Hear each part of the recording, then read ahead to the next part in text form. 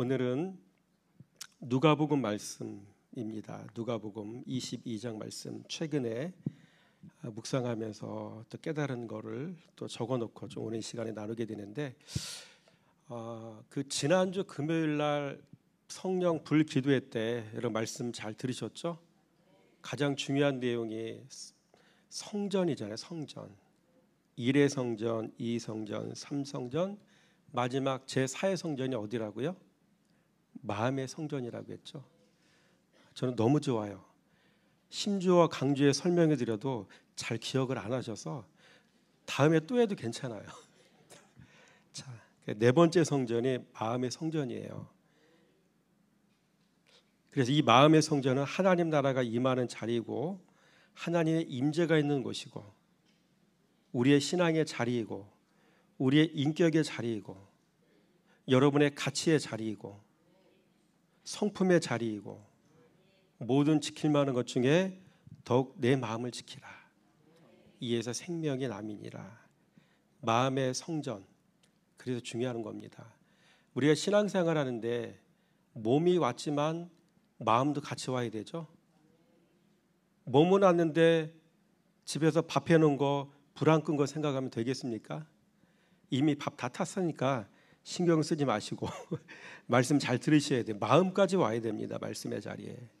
이 마음에서 모든 것이 시작되고 마음에서 모든 것이 결정이 되는 겁니다. 들은 말씀을 마음에 새기시기 바랍니다. 말씀의 제목은 자기 부인과 예수 부인. 그래서 예수님께서는 우리에게 자기 부인하라고 말씀하셨거든요. 자기 부인의 반대가 뭐냐면 예수 부인이더라고요. 성경에 보면 이 두 가지 사례가 다 나와요. 그래서 오늘 우리는 누가복음 22장 24절에서 34절 말씀을 통해서 자기 부인과 예수 부인이라는 제목으로 함께 은혜를 나누고자 합니다. 이 말씀은 우리 신앙의 여정에서 가장 중요한 두 가지 주제를 다룹니다. 바로 나 자신을 내려놓는 것과 예수 그리스도를 따르는 것. 이 두 가지인 것이죠. 그래서 먼저 성경에는 자기 부인하는 사람이 나오고 예수님을 부인하는 사람이 나와요. 두 가지를 다 찾아볼 겁니다. 먼저 예수님을 부인했던 부정적 그 이미지의 신앙을 가진 사람들을 살펴보겠습니다. 여러분, 아브라함은 초창기부터 훌륭한 신앙의 사람은 아니었죠. 아브라함은 말씀 훈련 초기에 2번이나 아내를 누이라고 속였죠. 말씀 신뢰 훈련 초기라 아직 말씀을 생명으로 만나지 못했기 때문에 말씀을 신뢰하는 일에 온전할 수가 없었던 겁니다. 누군가의 연약한 신앙의 모습을 볼 때가 있습니까? 그게 그 사람의 신앙의 전부는 아니리라고 믿습니다. 신앙의 초기, 중기 다 실수가 있고 넘어집니다. 그러나 그 과정을 통해서 더 온전한 신앙의 자리로 성장할 것을 믿을 때 우리는 그를 위해서 중보하는 사람이 될 줄 믿습니다. 아브라함은 말씀 신뢰 훈련 초기에 이렇게 예수를 부인한 거죠. 구약시대 아브라함 때 왜 예수님을 얘기할까요? 센스이고 상식이죠. 말씀이 하나님이고 그 말씀이신 하나님은 곧 예수님이시잖아요. 예수님은 구약시대 신약시대 출생을 하신 분이지만 존재 자체의 근원은 구약시대까지 거슬러 올라간다고요. 태초에 하나님이 천지를 창조하시니라. 창조 역사가 있을 그 순간에도 예수님은 계셨다 안 계셨다? 계신 거예요. 하나님을 부인한 것은 하나님 마음을 아프게 한 거는 그 당시에 바로 예수님의 마음도 아프게 한 것이다라고 센스 있게 이해를 하셔야 되는 겁니다. 그래서 아브라함도 예수를 부인한 사람이죠. 불신. 우리에게 믿음이 없다는 것은 곧 예수님을 부인하는 일인 것이죠. 여러분, 아브라함의 아들 이삭은 어떨까요? 피는 못 속인다고 아버지 아브라함의 전처를 그대로 밟았죠. 그래서 자기 아내 리브가를 누이라고 속이는 그런 잘못된 신앙의 모습을 보일 때가 있었죠. 그 또한 신앙의 초기의 모습은 이렇게 부족했습니다. 예수를 부인한 거죠. 말씀 신뢰가 그냥 하늘에서 뚝 떨어지는 게 아닙니다. 말씀을 사랑해야 하고 말씀을 생명으로 만나는 경험이 누적이 되어야 말씀 신뢰가 되는 거죠. 그래서 쌓이고 쌓이고 누적되고 누적되면 누구처럼 되는지 아세요? 예수님의 12 제자처럼 되는 거예요. 그러니까 예수님의 말씀을 전하는 일에, 복음을 전하는 일에 자기 목숨도 아끼지 않고 내놓게 되는 거죠. 겁을 상실하게 되는 거죠. 나는 없고 온전히 예수 사랑만 충만하니 그런 일까지도 감당할 수 있게 되는 거죠. 그래서 이삭은 초창기에 연약한 모습 보였습니다. 그리고 사무엘상에 나오는 엘리 대제사장 볼까요? 자신의 신앙을 너무 오랫동안 방치했죠. 신앙의 매너리즘에 빠져서 여호와의 말씀을 묵상하는 시간을 저버리지 않고는 여러분 이런 상태로 내려갈 수가 없습니다. 어떤 상태? 사무엘 선지자가 비록 어리지만 하나님께로부터 음성을 듣고 엘리 대제사장의 가문 안에 임할 하나님의 저주와 심판을 얘기했잖아요. 근데 그 얘기를 듣고 뭐라고 얘기합니까? 하나님의 선하신 뜻대로 되길 원한다. 이 말입니까? 막걸리입니까? 얼마만큼 영적으로 무뎌졌습니까? 신앙의 매너리즘에 빠지다 보니까 여러분 이런 얘기를 들어도, 심판의 메시지 들어도 아무 감각이 없는 거예요. 그래서 굉장히 두려운 거예요. 이 엘리 대제사장의 모습이 이 사람의 모습으로만 끝나는 것이 아니라 우리들의 신앙의 모습일 수도 있는 거예요. 신앙의 연식이 5년 이상 된 분들은 다 경계 조심하셔야 되는 겁니다. 신앙의 매너리즘에 나도 모르게 빠져 있어요.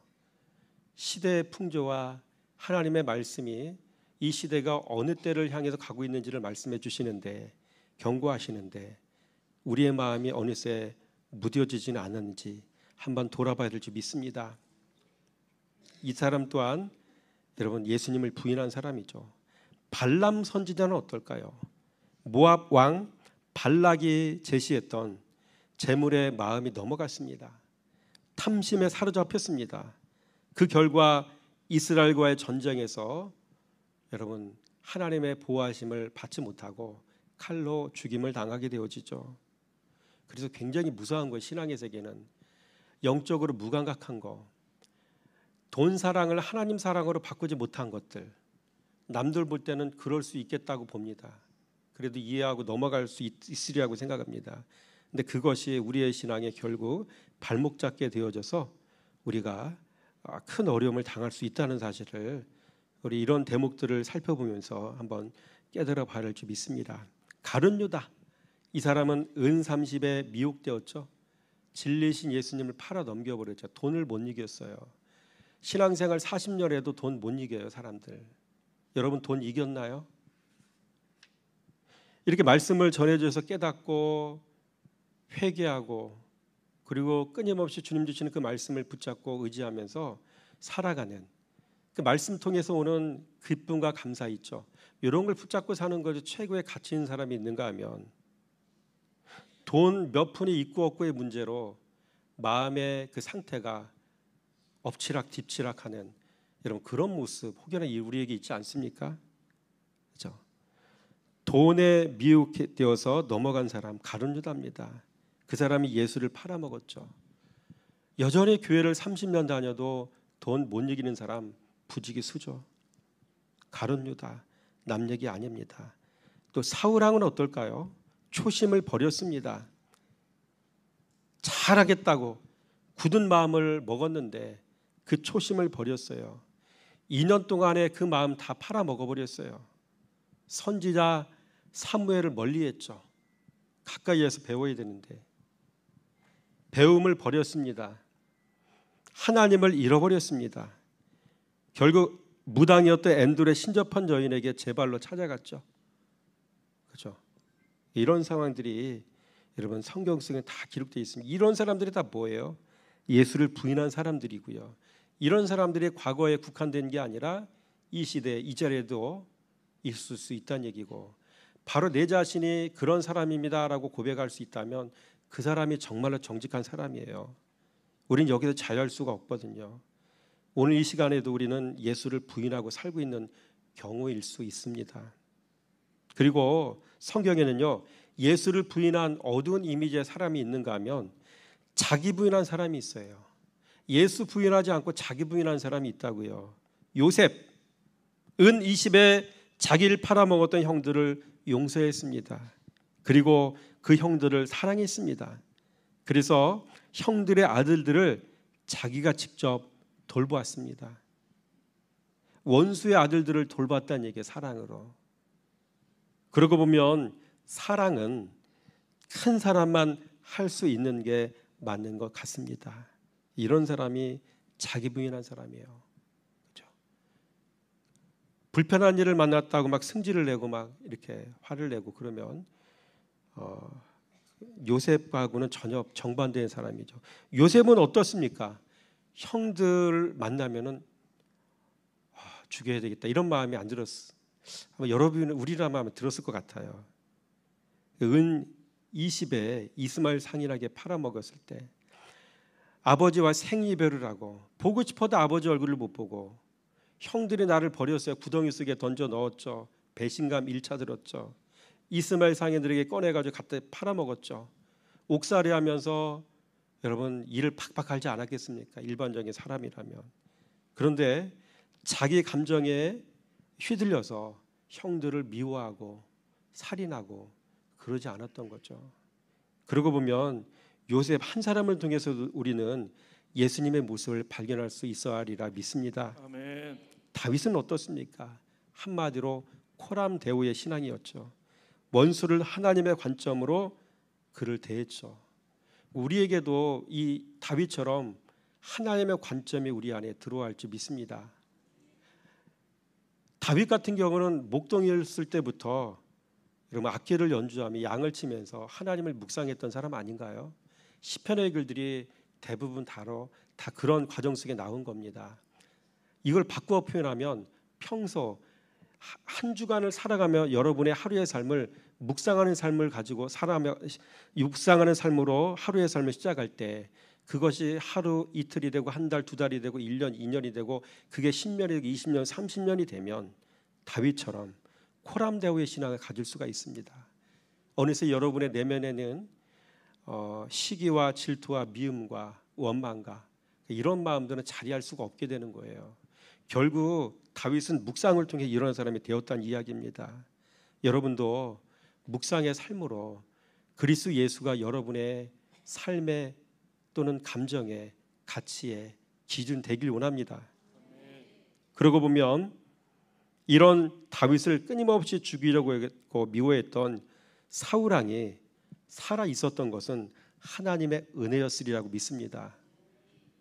왜? 다윗이 먼저 하나님의 은혜로 살았기 때문에 다윗이 살려졌잖아요. 동굴에 들어갈 때 그걸 확 창으로 찔러 죽일 수도 있잖아요. 여러 차례 죽일 수 있었잖아요. 근데 다윗의 마음속에는 미움과 살인이 이미 실종됐다는 얘기죠. 우리 안에도 미움과 살인이 실종되는, 그래서 그 미움과 살인을 다시 찾고자 하는 마음들이 생길 수도 있는 상황이 벌어지길 원합니다. 여러분 모르드게 보세요. 모르드게는 오래 참았죠. 인내했죠. 이 사람은 꾹 참았습니다. 하만을 미워하지 않았습니다. 여호와께 소망을 두었습니다. 그 증거가 바로 여러분 민족과 자신의 생명을 위해서 금식을 하며 기도했지 않습니까? 이게 바로 그 증거입니다. 죽으면 죽으리라 라는 각오로 금식하며 여호와께 매달렸죠. 인생에 문제가 있을 때 그 문제를 사람과의 관계 속에서 풀려는 사람, 미련한 사람, 그 문제를 하나님께 기도함으로 하나님께서 풀어주시리라고 믿고 나아가는 사람, 지혜로운 사람. 모르드게는 그런 사람이었고 다윗이 그런 사람이었고 요셉 같은 경우도 아마 그런 사람이 아니었겠습니까? 참 감당할 수 없는 사람입니다. 세상에. 우리는 이런 사람들의 신앙에 멘토가 되어야 할 줄 믿습니다. 아멘. 여러분 초대교회 당시 예수님의 제자들은 어땠습니까? 이런 사람, 이 제자들의 특징은 말씀 사랑과 말씀 신뢰에 특화된 사람이에요. 끊임없이 눈으로 보고 끊임없이 귀로 듣고 예수님이 행하시는 것들을 직접 경험했잖아요. 그러니까 얼마나 이게 축복받은 사람입니까? 직접 현장에서 보고 현장 체험학습을 한 사람들 아닙니까? 결국은 뭡니까? 자기 목숨보다 예수님을 더 신뢰하고 사랑하는 사람들로 바뀌었지 않습니까? 여러분의 우리의 모든 삶은 이와 같은 모습으로 바뀌어야 할 줄 믿습니다. 아멘. 돈 사랑, 그 짧은 목숨줄,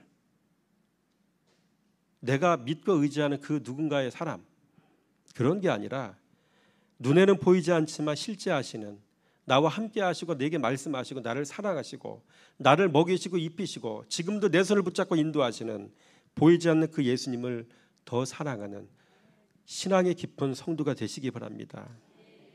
이랬던 제자들은요, 그래서 하나같이 다 예수님 때문에 마지막에 순교의 길을 택했지 않습니까? 그러니까 예수를 제대로 믿으면요, 예수를 제대로 믿은 그 한 사람 때문에 예수 바이러스가 전염돼요. 그래서 이 사도 바울 같은 경우에 3차 전도 여행이었던가요? 이렇게 배를 타고 가다가 배가 차초 난파돼서 밀레도라는 섬에 당도하게 되죠. 그 섬에는 복음이 들어간 적이 없었던 곳이에요. 그 사람들은 미신을 믿는 사람이에요. 그랬던 사람들이 그 섬에 가득했는데 사도 바울의 복음 전하는 그 일 한 번으로 인해서 그 섬 전체가 복음화됐지 않습니까? 그래서 성경을 보면, 역사를 보면은 이 밀레도라는 이 섬 안에서 초대교회 감독이 거기서 배출됐고요. 카타콤 순교지가 바로 그곳에 있었고요. 누구 때문에? 예수에 완전히 미쳤던 사도 바울 한 사람 때문에 예수 바이러스가 밀레도라는 섬에 전파돼서 여러분 그 섬 전체가 구원의 역사가 일어난 거 아닙니까? 주님은 한 사람에게 초점 맞추십니다. 5천 명 다 쓸데없습니다. 예수를 제대로 알고 예수를 제대로 믿는 저와 여러분 같은 단 한 사람을 주님은 목 놓아 여러분 찾고 계시는지 믿으시기 바랍니다. 자기 부인한 사람들 다 이런 사람들입니다. 우리의 신앙의 목표가 이런 모습이어야 되리라 믿습니다. 여러분, 예수님을 배운 신앙인은요, 반드시 이렇게 자기 부인을 배우게 되어집니다. 본문 24절 말씀 보면 제자들 사이에 누가 더 큰 사람인가? 라는 문제를 두고 다툼이 일어났습니다. 이 다툼이 일어났다는 얘기는 제자들이 아직 초창기란 얘기예요. 아직 물이 익지 않았다는 얘기예요. 알딸딸한 상황 속에 있다는 이야기입니다. 예수는 따라다니는데 건너머서 따라다니고 아무것도 모르는 사람들이죠. 근데 마지막 만찬 자리에서 예수님께서 십자가의 길을 말씀하시고 계실 때 제자들은 자신들끼리 누가 더 높은 자리에 앉을 것인지를 논하고 있었던 것이죠. 어린아이죠. 참으로 안타까운 모습입니다. 이때 예수님께서는 26절에서 이렇게 말씀하셨습니다. 같이 한번 읽어볼까요? 시작. 너희는 그렇지 않을지니 너희 중에 큰 자는 젊은 자와 같고 다스리는 자는 섬기는 자와 같을지니라. 아멘. 예수님께서 말씀하시는 크다는 기준은 세상의 기준과 완전히 달랐습니다. 세상은 남보다 더 높아지려 하고 더 많은 것을 소유하려고 합니다. 그러나 우리 주님은 스스로 낮아지는 사람, 남을 섬기는 사람이 진짜 큰 사람이라고 말씀하십니다. 그래서 이런 사람은 스스로 다음과 같이 말하고 다음과 같이 인생을 살아갑니다. 큰 사람이지만 나는 작은 사람입니다 라고 말합니다. 부자지만 나는 가난한 사람입니다 라고 말합니다. 예수를 아는 자이나 나는 아직 예수를 모릅니다 라고 말합니다. 이제 어른이지만 나는 아직 어린아이입니다 라고 말합니다. 예수 때문에 살았지만 나는 죽었습니다 라고 말합니다. 이제 성숙하여 섬김을 받을 수 있는 위치에 있으나 여전히 섬기는 자로 살아갑니다. 예수님으로 배부르나 여전히 진리에 목마른 삶을 살고 있습니다. 그래서 눈을 뜨면 말씀 앞에 앉아 있고 그 말씀 때문에 자기 자신을 부인하는 삶을 살고, 여러분, 우리가 예수를 믿고 따르는 삶은 바로 이런 자기 부인에서 시작이 됩니다. 그래서 내 생각, 내 고집, 내 자랑을 내려놓는 것입니다. 내가 잘났다고 여기던 것들을 주님 앞에 내려놓고 주님께 기뻐하시는 모습으로 변화되는 것입니다. 그래서 예수를 깊이 배운 사람은 나는 작은 자입니다 라고 고백하고, 부자는 나는 가난한 자입니다 라고 고백하며, 많이 배운 사람은 나는 무지합니다 라고 겸손하게 말하는 것입니다. 이것이 바로 자기 부인의 시작입니다. 제가 아는 한 장로님이 계십니다. 이분은 아주 큰 사업을 하셔서 많은 부와 명예를 얻으신 분이십니다. 그러나 교회에서는 늘 가장 낮은 자리에서 봉사하셨습니다. 성도님들이 장로님, 그 큰 사업 하시면서 힘드실 텐데 왜 매번 이렇게 굳은 일을 하십니까? 라고 여쭈어보면 그분은 항상 이렇게 대답하셨습니다. 주님께 받은 은혜가 너무 커서 이 정도는 아무것도 아닙니다. 이 모든 것이 다 주님께서 주신 것이니 저는 그저 주님께 받은 사랑을 나누는 종일 뿐입니다. 이 장로님이야말로 진정한 자기 부인을 실천하는 분이셨습니다. 이처럼 우리가 나는 아무것도 아닙니다라고 고백할 때 비로소 주님께서 우리를 사용하실 수 있는 그릇이 되는 것입니다. 또한 자기 부인한 사람이 받을 복도 있더라고요. 그렇다면 이렇게 자기 자신을 부인하고 주님을 섬기는 사람에게는 어떤 복이 있을까요? 38절에서 28절에 30절 말씀을 보시기 바랍니다. 예수님께서 제자들에게 이렇게 말씀하셨습니다. 같이 읽습니다. 시작. 너희는 나의 모든 시험 중에 항상 나와 함께한 자들인즉 내가 내 아버지께서 내게 맡기신 것처럼 너에게 나라를 맡겨 너희로 내 나라에 있어 내 상에서 먹고 마시며 또는 보좌에 앉아 이스라엘 12지파를 다스리게 하려 하노라. 아멘. 여러분, 놀라운 말씀입니다. 이 복음은 단지 죽어서 천국에 가는 것을 의미하는 것이 아닙니다. 이 땅을 살아가면서도 주님과 함께 왕 같은 제사장으로 살아가는 것을 의미합니다. 첫째, 자기 자신을 부인하고 주님을 섬기는 사람은 하나님 나라를 소유하고 삽니다. 아멘. 세상의 보물을 쫓아 사는 것이 아니라 영원한 가치를 지닌 하나님의 나라를 누리며 사는 것입니다. 그래서 둘째로, 자기 자신을 부인하고 주님을 섬기는 사람은 아버지의 상에서 먹고 마실 수가 있습니다. 이는 주님과 친밀한 교제를 나누며 주님께서 주시는 영적인 양식으로 풍성한 삶을 살아간다는 것을 의미합니다. 우리는 점심시간이 되어지면 음식점에 가서 또는 집에 가서 상을 차려놓고 음식을 먹잖아요. 그러니까 그런 개념의 음식을 먹는다는 것을 얘기할까요? 양식을 먹는다는 것이. 서두에도 말씀드린 것처럼 아침에 이런 시간에 일어나서 말씀을 펴놓고 말씀을 묵상을 하면서 거기서 깨달아지는 깨달음이 있어서 심령의 기쁨이 있고 깨달아짐이 있고 심령의 기쁨이 있고, 이게 바로 영적인 양식을 주님이 우리에게 공급해 주시는 거예요. 아멘. 말씀을 들었는데, 말씀을 묵상했는데 그것이 깨달아졌다, 가슴에 와닿았다, 이것이 주님께서 우리에게 은혜를 베푸신 증거이고 주님이 우리에게 말씀하시는 증거이고, 그것이 우리가 살아가야 될 주님이 내게 주신 미션이라는 거예요. 그러니까 이런 것들이 우리에게 주신 영적인 양식이라는 것입니다. 셋째로, 자기 자신을 부인하고 주님을 섬기는 사람은 보좌에 앉아 다스리게 됩니다.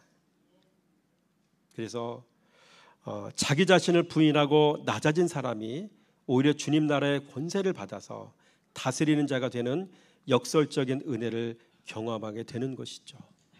하만과 모르드게를 보세요. 모르드게가 아하스의 왕의 인장 반지를 뺏었잖아요. 여러 가지 트릭을 써가지고 돈을 주고 이렇게 해가지고 결국은 왕의 손을 통해서 건네받았잖아요. 그 왕의 권한을 부여받아서 나라를 통치하고 다스리겠다라고 생각했잖아요. 그리고 이 통치와 다스림에 걸림돌 되는 모르드게와 유대인을 싹 다 죽여야지. 그리고 내가 완전히 더 이 나라를 온전한 모습으로 통치해야 되지. 이런 생각이 하만의 마음속에 있었죠. 그러나 결국은 그 상황을 주님 바꿔버리시잖아요. 나라의 통치자로 누구를 세우십니까? 모르드게를 세우잖아요. 너무나 겸손해서 아수르의 왕의 목숨을 살렸던 모르드게는 자신의 왕을 위해서 그 일을 했다는 사실을 전혀 말하지 않았어요. 그런데 하나님께서 성령님의 감동을 통해서 아수르의 왕의 생각 속에 문득 과거에 자신의 과거의 역사를 생각하면서 자기 목숨을 누가 살렸는지에 대해서 궁금증을 갖게 하셨고, 하나님이 그래서 결국 모르드게가 그 일을 했다는 사실을 발견하고 깨닫고, 여러분 모르드게를 더 높은 자리에 올려놓는 일을 여러분 아하스랴가 하지 않았습니까? 역사의 주관자는 하나님이시고 모든 일을 주님이 하시는 겁니다. 그렇죠? 스스로 높아진 자는 주님이 낮추셔요. 스스로 낮아진 자는 주님이 높이시고요. 아멘. 여러분 하만과 모르드게의 역사는 우리에게 그것을 이야기하고 있고요. 그건 역사적인 실제 사례입니다. 우리의 삶 가운데도 이러한 역사적 실제가 현실에서 일어나기 원합니다. 낮아지면 주님이 높여주십니다. 부부간의 관계 속에 낮아지시기 바랍니다. 주님이 높여주실 것입니다. 공동체 안에서 낮아지시기 바랍니다. 주님이 높여주실 것입니다.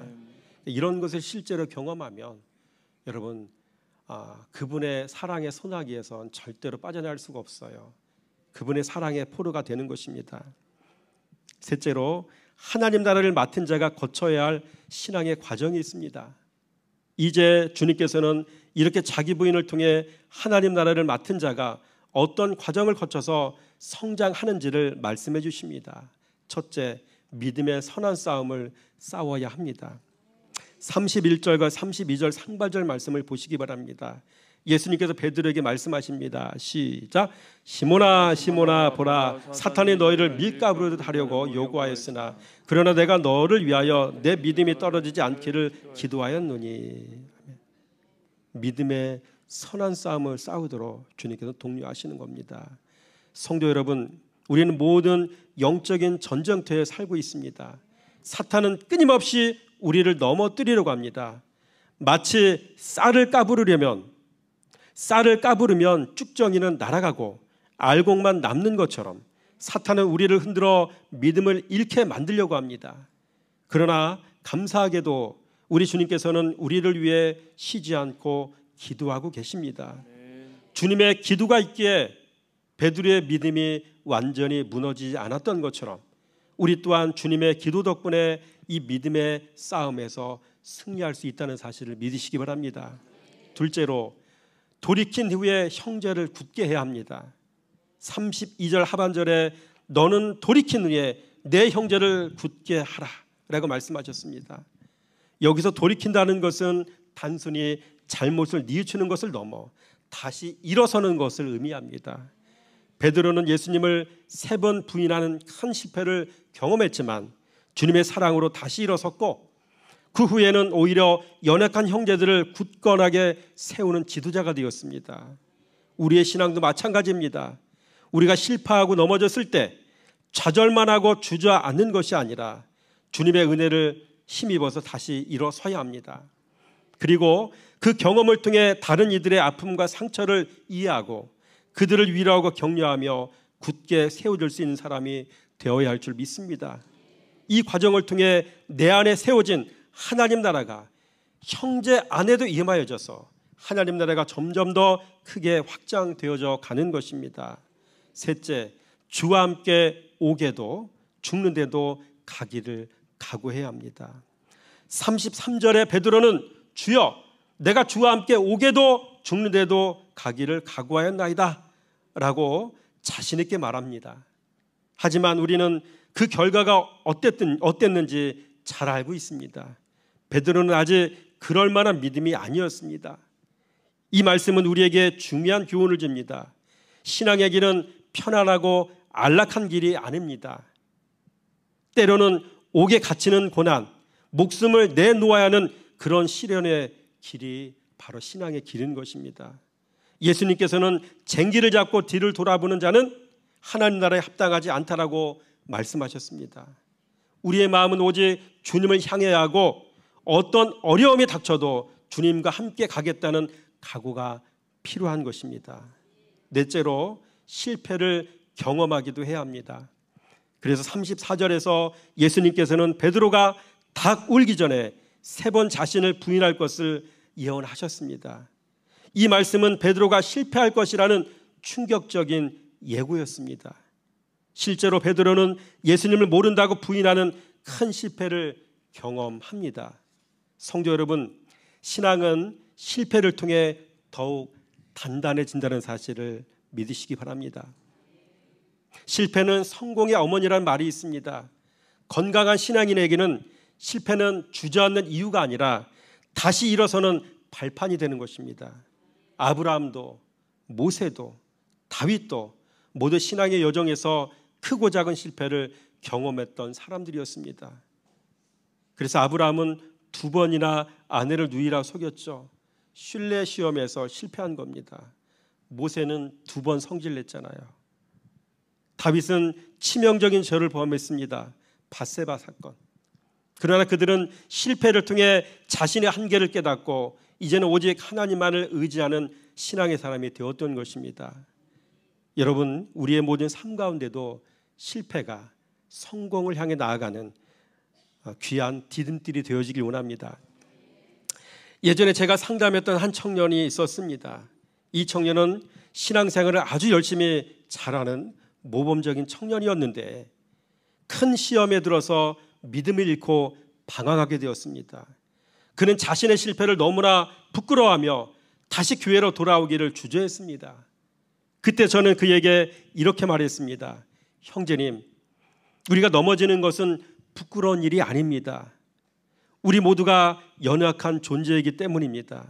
그러나 넘어졌을 때 우리를 이렇게 세워주시는 주님의 손을 붙잡는 것이 진짜 믿음입니다. 실패를 통해 주님의 은혜가 얼마나 큰지를 깨달았으니 이제 그 경험을 가지고 다시 일어서십시오. 이 청년은 제 말을 듣고 다시 교회로 돌아와 이전보다 더 뜨겁게 주님을 사랑하는 믿음의 일꾼이 되었습니다. 사랑하는 성도 여러분, 우리가 자기 자신을 부인하고 주님을 위해 오게도 죽는 데도 가겠다라고 고백했지만 때로는 베드로처럼 실패의 쓴잔을 마실 수도 있습니다. 그러나 그 실패는 끝이 아니라 오히려 성장의 기회가 되는 것입니다. 실패를 거울 삼아 다시는 같은 실수를 반복하지 않고 오직 주님만을 의지하게 됩니다.